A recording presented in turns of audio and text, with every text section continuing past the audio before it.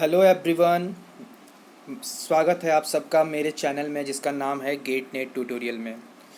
तो मैंने आप सबको अभी तक बहुत सारे लेसन्स दिए हुए हैं। आई होप कि आपने वो सारे लेसन्स देखे हुए होंगे। और मैंने अनअकैडमी में भी बहुत सारे लेसन्स दिए हुए हैं, but due to some issue वो सब अभी पब्लिश नहीं किए जा सकते हैं। इसलिए मैंने सोचा कि आपके लिए मैं यूट्यूब पे बहुत सारे कुछ लेसन्स लेके आऊँ। तो जो मेरा अपकमिंग कोर्स है वो था मेरा हार्मोनिक ऑसिलेटर के बारे में। तो उसी को मैं कंटिन्यू करते हुए आज मैं हार्मोनिक ऑसिलेटर को मैं आपको कंप्लीट जो मैंने कोर्स दिया हुआ उसको मैं कंप्लीट करने वाला हूँ। तो ध्यान से देखिएगा, इसमें मैं आपको क्या क्या चीज़ें बताने वाला हूँ कि ये कैसे करके काम करता है और क्या क्या चीज़ें होने वाली। ओके, तो देखिए ध्यान से। सबसे पहले जो कंसेप्ट तैयार होगा वो है आपका, सबसे पहला जो बेसिक है वो आपका हार्मोनिक ऑसिलेटर। तो देखिए हार्मोनिक ऑसिलेटर की जब हम लोग बातें करते हैं तो देखिए ऐसे समझ सकते हैं कि जब क्लासिकली आप सोचते हैं, ये हार्मोनिक ऑसिलेटर का जो कंसेप्ट है वो दो तरह के कंसेप्ट से आता है, क्वांटम कंसेप्ट और एक होता है क्लासिकल कंसेप्ट। बट स्टार्टिंग जो है अगर उसमें क्लासिकली सोचने की कोशिश करते हैं तो आप क्या सोच सकते हैं, कोई रिजिड सपोर्ट है और उस पर कोई एम मास का क्या है स्प्रिंग है अटैच दिया है। अगर हम उसको एक पर्टिकुलर डायरेक्शन में एक्सटेंशन देते हैं या कंप्रेशन देते हैं तो वो रिस्टोरिंग फोर्स के कारण क्या होता है, लगातार कंटिन्यूस अपने टू एंड फ्रो कह नहीं सकते, एक फिक्स मीन पोजीशन के अबाउट क्या करता है, मोशन में होता है। तो हम कह सकते हैं एक तरह का ये हार्मोनिक मोशन को प्रोग्रेस करता है। तो ऐसे केस में जो मोशन होता है ऑब्जेक्ट का, ओके, ऐसे केस में जो ऑब्जेक्ट का मोशन है वो जो होता है वो आपका हुक्स लॉ से होता है, कैरी किया जाता है। तो हुक्स लॉ क्या कहता है आप देखिएगा ध्यान से कि the motion is govern by Hooke's law. Okay, तो हुक्स लॉ क्या है कि जो फोर्स होता है वो डायरेक्टली प्रोपोर्शनल टू एक्स होता है। आप इस प्रोपोर्शनलिटी को जब हटाते हैं तो आप देखते हैं वहां जो प्रोपोर्शनलिटी के बदले में आता है वो माइनस के एक्स होता है। तो जो सिंपल होता है क्लासिकल मैकेनिक्स में आप कहते हैं कि m d two x by d t square is equal to minus k x होता है, ये सिंपली। तो आगे आप इसको जब यहाँ से इसको एम को आप यहाँ से नीचे उतार देंगे तो माइनस के बाई एम इंटू एक्स हो जाने वाला। और यहाँ के बाई एम को आप इसको कह सकते हैं ओमेगा स्क्वायर से डिनोट करते हैं। Omega is equal to root under k by m, that is called angular frequency of the oscillator. Okay, ये सब बातें आपको पहले से पता है कि आपको लग रहा होगा कि ये तो सिंपली बातें पता है। जी हाँ, ये सब बातें आपको स्टार्ट में बहुत सारी चीज़ें पता रहती है, बट मैं आपको कंटिन्यू कर रहा, मैं हर चीज़ थॉरोली बताऊंगा तो आपको इस सब चीज़ों की जानकारी होनी ज़रूरत है। ओके, तो पूरा वीडियो लास्ट तक देखिएगा एक एक चीज़ को कंप्लीट, क्योंकि बहुत सारी चीज़ें आपको नोट्स बनाइएगा, हर एक चीज़ को क्लियर करते हुए बताएं बढ़ेंगे। ओके, तो यहाँ ओमेगा को जो हम लोग डिनोट कर रहे हैं उसे कहते हैं हम लोग angular frequency of the oscillator. और जब इसको आप सॉल्व करते हैं तो जो एक्स टी की जो वैल्यू आती है, यानी जो एक पर्टिकुलर टाइम पे जो सॉल्यूशन आपको मिलता है वो आता है A sine omega t plus B cos omega t. Okay, उसके बाद आप इसे बाउंड्री कंडीशन पे लगा के इसको सॉल्व कर सकते हैं। ओके, एक सिंपल बात है कि आप इसको इस सब बातें को कलेक्ट कर सकते हैं। इसके बाद जो आते हैं वो आती है पोटेंशियल एनर्जी की बात। आप जो जानते हैं हार्मोनिक ऑसिलेटर में जो पोटेंशियल एनर्जी होता है वो होता है simply half k x square का फॉर्म। और आप इसके लिए देख सकते हैं कि ये पैराबोलिक इक्वेशन का है जो कि अपवर्ड पैराबोला है। ओके, ये पैराबोलिक ग्राफ को शो करता है। लेकिन चूंकि होता क्या है, यहाँ से देखिए पॉइंट करके मैंने बात लिखा, if you stretch the spring too for to and to floor to break, आप स्प्रिंग को अगर इतना खींच देते हैं कि वो लगभग ब्रेक होने के कगार पे आ जाता है तो हुक्स लॉ जो होता है उस कंडीशन में क्या हो जाता है, फेल हो जाता है। ओके, और उस वक्त आप पोटेंशियल को जो होता है एक्सपेंड कर सकते हैं बाय द डिफरेंट सीरीज से। तो एक सीरीज का जो आप सकते हैं जिसमें आपको टेलर सीरीज है, तो आप टेलर सीरीज से क्या इसको एक्सपेंड कर सकते हैं पोटेंशियल की। ओके, तो जो आपको पोटेंशियल उस वक्त मिलेगा, समझिएगा कोशिश ध्यान से देखिए, आपको जो पोटेंशियल मिल रहा है ये आपको पोटेंशियल का कर्व मिलेगा। तो वहाँ जो मिनिमम पोटेंशियल है ये वी एक्स नॉट जो है वो at x naught is equal to ये सबसे मिनिमम पोटेंशियल है। उसके बाद ये सारे एक्सपेंशन किए गए हैं जो x equal to x naught पर टेलर एक्सपेंशन से आपको मिल सकते हैं। ओके, तो ये पोटेंशियल उस वक्त जब हुक्स लॉ फॉलो नहीं करता है। बट जनरली चूंकि हम लोग पढ़ रहे हैं लीनियर हार्मोनिक ऑसिलेटर के बारे में समझने की कोशिश कर रहे हैं, तो लीनियर हार्मोनिक ऑसिलेटर के बारे में अगर आप समझ रहे हैं तो इस चीज़ को ध्यान में रखिएगा कि इस तरह का ये प्लॉटिंग रहता है जब वो हुक्स लॉ को फॉलो नहीं करता है, अगर आपसे एग्जामिनेशन में ऐसा क्वेश्चन पूछा जाता है। ओके, तो आप देखिए ध्यान से आगे कि अब देखिए यहाँ से कि जो मैं आपको बता रहा हूँ अगला देखिए, अब जो आते हैं हम लोग आते हैं सिंपल आते हैं quantum problem to solve the Schrodinger equation for the potential. Okay, अब देखिए हम लोग क्वांटम मैकेनिकल प्रॉब्लम्स पे आते हैं। देखिए जब क्वांटम मैकेनिकली किसी प्रॉब्लम की बात करते हैं तो आप देखते हैं कि जब पोटेंशियल अभी हमने लिखा था one v is equal to half k x square, तो जो के था उसको हम लोग यहाँ से m omega square x square लिखते हैं। तो के का जो टर्म है उसको हम लोग क्या किए, एंगुलर फ्रीक्वेंसी के टर्म में रिप्रेजेंट किए। दैट इज पोटेंशियल जो होगा वो half m omega square x square होगा। ओके, जब आप टाइम इंडिपेंडेंट श्रोडिंगर इक्वेशन लिखते हैं, थोड़ी सी यहाँ गलती हुई है, आप इससे मैं इसे करेक्ट कर देता हूँ, बट इसमें हैंड राइटिंग पे मत जाइएगा, मैंने से जितना हो सकता है मेरे लिए उतना मैंने से क्लीन लिखा है। ओके, तो देखिए यहाँ जो पोटेंशियल एनर्जी है वो क्या है, d two psi by d x square plus two m by x h cut का square E minus V psi is equal to zero. जो पोटेंशियल की वैल्यू थी मैंने यहाँ सब्सटीट्यूट कर दी, तो ये जो आपका आ गया ये टाइम इंडिपेंडेंट श्रोडिंगर इक्वेशन का एक इक्वेशन आ गया। ओके, आपको तो ये श्रोडिंगर इक्वेशन पता है। ओके, तो अब देखिए यहाँ से कि आगे जब हम इसको कंटिन्यू करते हैं तो देखिए मैं इसका सॉल्यूशन आपको देख सकता हूँ, आप इसका स्क्रीनशॉट ले सकते हैं। तो देखिए यहाँ से माइनस एच क्रॉस का square by two m d two psi by d x square plus half m omega square x square psi is equal to E psi, जब इसको अरेंज किया गया। अब देखिए ध्यान से, चूंकि हम क्वांटम मैकेनिक्स में पढ़ रहे हैं, तो क्वांटम मैकेनिक्स में हर एक स्टेट के कॉरस्पॉन्डिंग में कुछ ऑपरेटर्स होते हैं, ये पॉस्टुलेट्स हैं। अगर हम उस पॉस्टुलेट को यहाँ समझ के लगाते हैं तो हर एक स्टेट वेक्टर साई के लिए कॉरस्पॉन्डिंग कुछ ऑपरेटर्स होंगे। तो यहाँ जो ऑपरेटर्स हैं वो है आपके मोमेंटम ऑपरेटर, एक पोजिशन ऑपरेटर। तो जो मोमेंटम ऑपरेटर होता है उसको मैं इस तरीके से P is equal to minus i h cross d by d x से रिप्रेजेंट करता हूँ। तो जब इसका स्क्वायर कर दिया है, यानी दो बार इसे ऑपरेट किया हुआ है, तो माइनस एच क्रॉस का square d two psi by d x square होगा। ओके, तो जब आप इसको यहाँ सब्सटीट्यूट करते हैं, यार इसको आप पुट करते हैं, तो आप पाते हैं कि p square by two m plus half m omega square x square psi is equal to E psi. Clear है?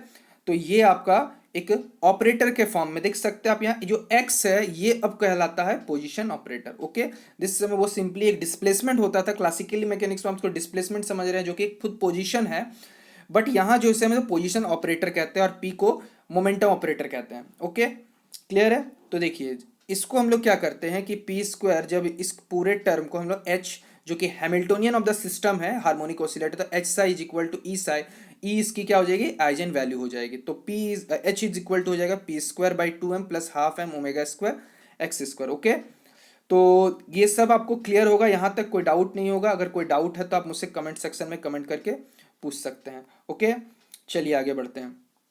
अब देखिए यहाँ से दो तीन बातें हैं जो आपको गौर करने वाली बात है कि अगर मैं दो हर्मिशियन मैं डायमेंशनलेस ऑपरेटर्स की यूज कर रहा हूं। ओके, मैं यहाँ ऑपरेटर यूज कर रहा हूं P cap is equal to capital यहाँ P cap by root under m omega h cross, और एक क्यू कैप है जो कि एक डायमेंशनलेस ऑपरेटर है। एक्स आपका डायमेंशन के क्वांटिटी में था और by root under m omega h cross है। ओके, तो यहाँ से एक्स कैप की जो वैल्यू होगी वो q by m omega h cross का स्क्वायर हो जाएगा, और पी की जो वैल्यू हो जाएगी, आप इसको यहाँ से ये वाला पी जो देख रहे हैं ये आपका देख सकते हैं, ये जो पी है आपका डायमेंशन है और ये भी आपका डायमेंशनलेस ऑपरेटर है। ओके, क्यों डायमेंशनलेस ऑपरेटर है? पी की जो ऑपरेटर की फॉर्म है और इसकी जो ऑपरेटर की फॉर्म है, दोनों के एक दूसरे को डायमेंशन को कैंसिल करते हैं, तो ये एक ऑपरेटर तो है बट हम इसको डायमेंशनलेस ऑपरेटर में कन्वर्ट कर रहे हैं। ओके, तो जनरली मैंने आपको थोड़ी देर पहले आपको बताया कि जो पी की वैल्यू एच की वैल्यू थी हैमिल्टोनियन की वैल्यू, वो कुछ इस तरीके से आए थे। अब हम इसे डायमेंशनलेस ऑपरेटर के टर्म में लिखते हैं तो कुछ इस तरीके से आता है, h is equal to m omega h cross p square by two m plus m omega q square m omega h cross. तो इसको सॉल्व करते तो आप देख सकते हैं यहाँ से एच एम और एम कैंसिल हो जाएगा, यहाँ से आ जाएगा H cross omega by to P square plus Q square. Okay, तो ये आपका हैमिल्टोनियन हो गया इन द टर्म ऑफ क्या, dimensionless operator. Okay, dimensionless operator के टर्म में हो गया। क्लियर है आपको यहाँ तक कि हमने इसे डायमेंशनलेस ऑपरेटर के टर्म में लिख दिया है। उसके बाद देखिए कुछ दो नए और ऑपरेटर का यूज करने वाले हैं। यहाँ से देखिए ए और एक ए डैगर। ए को कहते हैं लोअरिंग ऑपरेटर, क्यों कहते हैं वो आपको बाद में समझ में आ जाएगा, जैसे जैसे हम बढ़ेंगे कंटिन्यू होगा। One by root two Q cap plus i P cap, फिर एक हो जाएगा A dagger one by root two Q minus i P हो जाएगा। ओके, और ए डैगर और ए जो, ध्यान से देखिएगा, ए और ए डैगर को जब हम लोग यहाँ मल्टीप्लाई करते हैं, जब उनका प्रोडक्ट ए डैगर और ए का, तो वो एक नया ऑपरेटर देता है, that is called its number operator. क्या हो जाएगा, उसे हम लोग क्या कहते हैं, नंबर ऑपरेटर के टर्म से रिप्रेजेंट करता है। आप इस चीज को अच्छे से नोट कर लीजिए कि ये बहुत ही ज्यादा इंपॉर्टेंट है। ओके, अगर आपको पता है तो बहुत ही अच्छी बात है, नहीं पता है तो इसको नोट करते हुए चलिए, क्योंकि इसमें बहुत सारे प्रॉब्लम सॉल्व होते हैं। ओके, तो देखिए नंबर ऑपरेटर की खासियत क्या है कि नंबर ऑपरेटर किसी स्टेट एन पे जब ऑपरेट होता है तो वह आइजन वैल्यू एन ही प्रोवाइड करता है, जहाँ एन की वैल्यू जो होगी 0 1 2 3 4 चलती रहेगी, क्योंकि वो डिपेंड करता है स्टेट पे कि ग्राउंड स्टेट में कि फर्स्ट एक्साइटेड स्टेट में है कि कैसे कैसे स्टेट्स में है। ठीक उसी तरह जब हम इसको अरेंज करते हैं, जो डायमेंशनलेस ऑपरेटर्स है, इसको जब हमने क्यू को, जो कि क्यू है, क्यू जो डायमेंशनलेस ऑपरेटर है पोजीशन का, तो उसको जब हम लोग ये जो ऑपरेटर है जो कि लोअरिंग ऑपरेटर और राइजिंग ऑपरेटर के टर्म में लिखा, तो ये आ रहा है। कैसे लिख सकते हैं आप इसको खुद से देखिए, आप इसको दोनों को ऐड कीजिएगा, सिंपली एलिमिनेशन प्रोसेस का यूज कीजिएगा, तो ये क्यू का फॉर्म आ जाएगा और ये पी का फॉर्म आ जाएगा। ओके, ठीक इसी टर्म को आप प्रीवियस जो मैंने आपको बताया, ये जो आपका फॉर्म था, एच का जो फॉर्म था, इसमें आप इस चीज़ को यहाँ इंट्रोड्यूस कीजिएगा। तो जो अरेंज जब मैं इसको पुट कर रहा हूँ तो ये कुछ फॉर्म मिलेगा। तो इसको जब ओवरऑल सॉल्व किया जाता है, आप इसको मैं से सॉल्व भी करके देख रहा हूँ, देख सकते हैं आप यहाँ। तो इतना सॉल्व करने की ज़रूरत नहीं है, आप सीधा रिजल्ट को यहाँ से नोट कर सकते हैं। आप देख सकते हैं यहाँ कि मैंने इसे सॉल्व किया, एक एक करके मल्टीप्लाई किया है, बट यहाँ पर जो पॉइंट आउट करने वाली बात है कि देखिए ए स्क्वायर कैंसिल हो रहा है, आपका ए डैगर का स्क्वायर भी कैंसिल हो रहा है, तो जो एडिशन हो रहा है वो 2 A dagger plus A dagger ए बच जा रहा है। तो जनरली जो हैमिल्टोनियन का फॉर्म बच जा रहा है in the term of operators, जो होता है लोअरिंग ऑपरेटर और राइजिंग ऑपरेटर के टर्म में, आपका जो हैमिल्टोनियन का फॉर्म आ रहा है वो कुछ H is equal to h cross omega by 2 A dagger plus A dagger A के टर्म में आ रहा है। ओके, ये आपका क्लियर है। फिर देखिए आपको जो बताने वाला हूं यहाँ से कि क्या और बातें होने वाली है यहाँ से। देखिए अब आपको क्या है, मैं कॉम्यूटेशन निकालना, कॉम्यूटेशन रिलेशन देखना चाह रहा हूँ कि ए और ए डैगर की कॉम्यूटेशन रिलेशन क्या होने वाली है। इसको थोड़ा सा मैं ऊपर ले जाता हूँ। तो देखिए ध्यान से कि जब ए और ए डैगर के कॉम्यूटेशन रिलेशन देख रहा हूँ, तो ये आपका Q cap plus i P cap plus √2 plus यहाँ से ए डैगर की वैल्यू भी सब्सटीट्यूट किया हुआ था, Q cap minus i P cap by √2। Okay, फिर देखिए चूंकि आपको पता है कि जो आपको कम्यूटेशन रिलेशन, मैंने अनअकैडमी में पहले से इस पे वीडियो बनाई हुई है, तो आप जाके अनअकैडमी पे वो सारे कोर्सेज देख सकते हैं। कोर्स का जो नाम है वो मेरा एंगुलर मोमेंटम ऑपरेटर है। ओके, तो जब एंगुलर मोमेंटम ऑपरेटर में मैंने इसे बताया हुआ है, अगर नहीं पता है तो आप बुक का हेल्प ले सकते हैं, बुक आपके पास बहुत सारी है, तो उस पर आपको ये बात पता होनी चाहिए पहले से। ओके, तो देखिए ध्यान से जब मैं इस चीज़ को यहाँ अप्लाई करता हूँ तो आप क्या देख सकते हैं कि जब सबसे पहले एक्स और पी की जो कम्यूटेशन होती है वो आई एच क्रॉस होती है। तो एक्स की जो टर्म थी स्टार्ट में ही मैंने आपको बताया नंबरलेस ऑपरेटर के टर्म में इसको यहाँ पुट किया, और पी का भी डायमेंशनलेस ऑपरेटर के टर्म में इसको सब्स्टिट्यूट किया। तो देख सकते हैं आप ये टर्म लगभग कैंसिल, सिर्फ एच क्रॉस बचेगा, तो एच क्रॉस कैंसिल हो जाएगा, क्यू और पी बचेगा। तो क्यू और पी जो दोनों डायमेंशनलेस ऑपरेटर थे उनकी जो कम्यूटेशन है वो क्या हो जा रही है, आई हो रही है। ओके, ये क्या हो रही है, सिंपली आई हो रही है। अब देखिए चूंकि मैंने अभी आपको बताया कि यहाँ से आप देख सकते हैं कि ए डायगर को आप लिख सकते हैं, एक मिनट, ए डायगर को आप इस तरीके से लिख सकते हैं थे। तो जब इसको मैं अरेंज कर रहा हूँ तो आप अरेंज कर इसको, एक बार इसका इसके साथ कम्यूटेशन बनने वाला हो, इसका इसके साथ नहीं बने क्योंकि क्यू और क्यू तो सेम होता है, तो ये दोनों आप इसको जीरो कर सकते हैं। ठीक, उसके बाद इसको मैं इसके साथ कर सकता हूँ। ओके, तो जब मैं इसको यहाँ से अरेंज कर रहा हूँ तो देखिए सकते हैं आप, यहाँ से देख सकते हैं कि ये 1/2 Q cap minus i P cap plus 1/2 I P minus Q. Okay, तो यहाँ से माइनस आई में कॉमन निकलता है, क्यू और पी की, तो आई होगी कॉम्यूटेशन। ओके, 1/2 आई हो गया, और यहाँ से पी और क्यू के माइनस आई हो गया। तो यहाँ से देख सकते हैं ये 1/2 और ये भी 1/2, दैट इज 1, यानी ए डैगर की जो कॉम्यूटेशन होती है वो रिलेशन क्या आती है, कॉम्यूटेशन रिलेशन से वो आ जाती है 1। ओके, तो ये बात आप यहाँ तक कंक्लूजन में पहुँच सकते हैं कि क्या हो रहा है। ओके, चलिए आगे बढ़ते हैं। तो देखिए ध्यान से कि आगे जो पॉइंट करने वाले, मैं थोड़ा पिक्चर को जूम कर लेता हूँ। देखिए ए डैगर जो है अभी आपका 1 आया, तो अब जो कॉम्यूटेशन जो होता है आप इसको क्या लिख सकते हैं, जैसे कि आपको पता है कि ए और बी की कॉम्यूटेशन को लिख सकते हैं A B minus B A लिख सकते हैं। Okay, A B minus B A लिख सकते हैं। तो जब आप A B minus B A, तो इसी तरह आप इसको क्या लिख सकते हैं, आप इसको यहां से लिख सकते हैं A dagger minus A dagger A is equal to 1। तो यहां से ए डैगर बराबर क्या हो जाएगा, 1 plus A dagger A. Okay, इसको यहां कर दिया।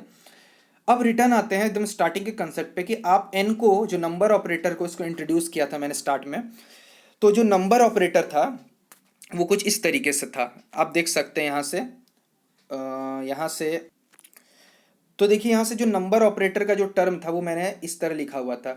तो आप देख सकते हैं H is equal to h cross omega by, मैं यहाँ से फिर से पिछले आप देख सकते हैं, मैं पीछे वाला स्लाइड में आपको बता देता हूँ। देखिए आप यहाँ से जो H का जो टर्म आया था आप यहाँ से देख सकते हैं, जो अरेंज करने पे मैंने आपको बताया था। देखिए यहाँ से, वेट अ मिनट, वो स्लाइड मुझे मिल नहीं रही है। ओके, यहाँ से जो मैंने आपको बताया था, एनीवे जो भी है, देखिए ये रहा, आपको मिल गया। तो देखिए यहाँ से H की जो वैल्यू थी वो H cross omega by A dagger plus A dagger A थी। ओके, और जब मैं इसको यहाँ से, अभी जो मैं थोड़ी देर पहले जो कम्युटेशन को बता रहा था, तो जब आप इस चीज को यहाँ सब्सटीट्यूएट, आपके पास ये इक्वेशन थी, तो H cross omega by to a dagger था प्लस ए डैगर ए था। तो जब ए डैगर के बदले में आप वन प्लस ए डैगर ए जब लिख रहे हैं यहाँ से पुट किए, तो आपका आ गया two a dagger a plus one. तो अब आपको पता है कि टू ए डैगर ए को आप लिख सकते हैं नंबर ऑपरेटर, यानी two into number operator plus one. तो ये आपका एच आ गया नंबर ऑपरेटर के टर्म में। ओके, समझाने की कोशिश कर रहा हूं। मैंने स्टार्ट किया था एक सिंपल श्रोडिंगर इक्वेशन से।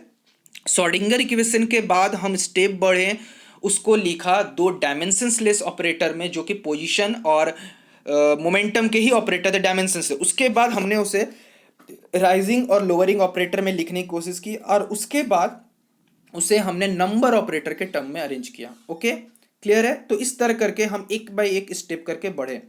ओके, चलिए देखते आगे। तो जब ये नंबर ऑपरेटर में है तो उसको देखिए ध्यान से कि एच को जब किसी स्टेट एन पे ऑपरेट किया है, क्योंकि एक हार्मोनिक ऑसिलेटर की कोई एक स्टेट है, तो इस पे आपको जब ऑपरेट करते हैं तो h cross omega by two, two n plus one n होने वाला है। तो जब इसको इस पे ऑपरेट किया तो टू एन एन के टेन, और वन को ऑपरेट किया तो ये रह गया।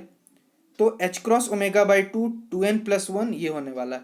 और यहाँ से जब टू कॉमन निकाल देते हैं तो आपका बच जाएगा n plus half h cross omega by two n cross. Okay, तो आपको पता चल गया कि ये जो आइजन वैल्यू है वो आपका एन प्लस हाफ होने वाला है। ओके, ये जो आपकी आइजन वैल्यू है वो आपका हो जाएगा एन प्लस हाफ।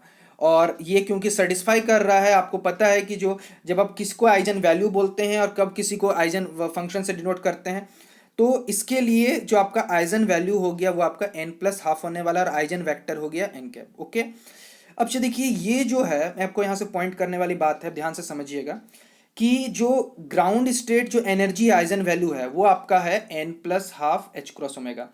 अगर आप n की वैल्यू को जीरो करते हैं तो वो आपका आता है H cross omega by to. ध्यान से समझिएगा, जब आप n की वैल्यू को जीरो कर देते हैं तो एनर्जी की जो वैल्यू आती है वो आती है H cross omega by to. यहाँ पर जो जो आपको क्वांटम मैकेनिक बोलता है, लेकिन क्लासिकल मैकेनिक्स में अगर आप चल जाइएगा, अगर n की वैल्यू को, चूंकि एनर्जी जो होती है वो होता है एन एच क्रॉस ओमेगा, तो अगर आप एन को वैल्यू को जीरो करते हैं तो वहाँ एनर्जी भी जीरो हो जाएगी। बट क्वांटम मैकेनिकली अगर आप जीरो स्टेट पे भी हैं तो आपके ग्राउंड स्टेट एनर्जी भी जीरो नहीं होती, आपके पास कुछ ना कुछ एनर्जी हमेशा रह जाती है।